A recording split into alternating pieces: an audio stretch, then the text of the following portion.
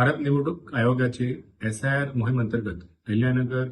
निवडणूक विभागामार्फत आपण अहिल्यानगर जिल्ह्याचे जवळपास 38 लाखपेक्षा जास्त मतदारांपर्यंत पोहोचलो आणि आतापर्यंत आपण 100% डिस्ट्रीब्युशन करून जे पण मतदार त्या ठिकाणी उपलब्ध होते किंवा त्यांचे रिलेटिव्ह त्या ठिकाणी उपलब्ध होते त्यांच्याकडून त्यांचे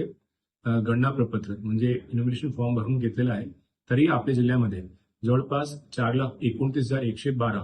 हे मतदार आपल्या जिल्ह्यामध्ये ॲबसेंट, शिफ्ट, डेड किंवा डुप्लिकेट या यादीत सापडले आहेत आणि कोणतेही मतदाराचे नाव मतदार यादीतून वगळले गेले नाही पाहिजे म्हणून जे निवडणूक आयोगाचा आपला मोटो आहे की कोणताही इलिजिबल वोटरचा डिलिशन नाही झाला पाहिजे. याच्यासाठी आपली अहिल्यानगर कलेक्टर ऑफिसची जी ऑफिशियल वेबसाईट आहे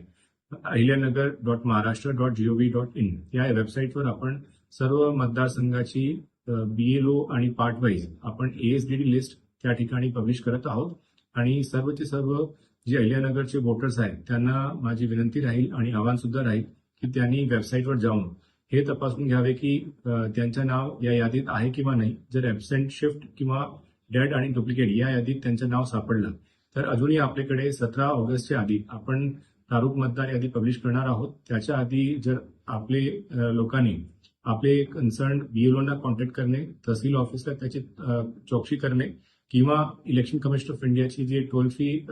नंबर आहे 1950 या नंबरवर कॉन्टॅक्ट करणे किंवा आम्ही डिस्ट्रिक्ट वेबसाईटवर BLO निहाय सर्वांची कॉन्टॅक्ट लिस्ट सुद्धा शेअर करतोय. तर आपले BLOना तुम्ही त्या ठिकाणी कॉन्टॅक्ट करू शकता आणि जर 17 ऑगस्टच्या आधी म्हणजे 16 ऑगस्ट पर्यंत अशी तुमचे कुठे नाव या यादीत असेल आम्हाला जर सांगितलं तर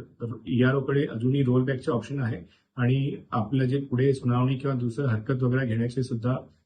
आपण याच्यावर काम करू शकतो. तर मी आपले अहिल्यानगर जिल्ह्याच्या सर्व वोटर्सना आवाहन करणार आहे की कृपया करून 16 ऑगस्टच्या आधी आपल्या ASB लिस्टमध्ये नाव आहे किंवा नाही हे तपासून घ्यावे आणि जर तुम्हाला ऑब्जेक्शन असेल तर त्याच्या आधी जर आमच्याकडे त्याची नोंद करून दिली तर आम्ही रोलबॅक करून त्यांच्या इन्व्हिटेशन फॉर्म आता आपण भरून घेऊ शकतो. धन्यवाद.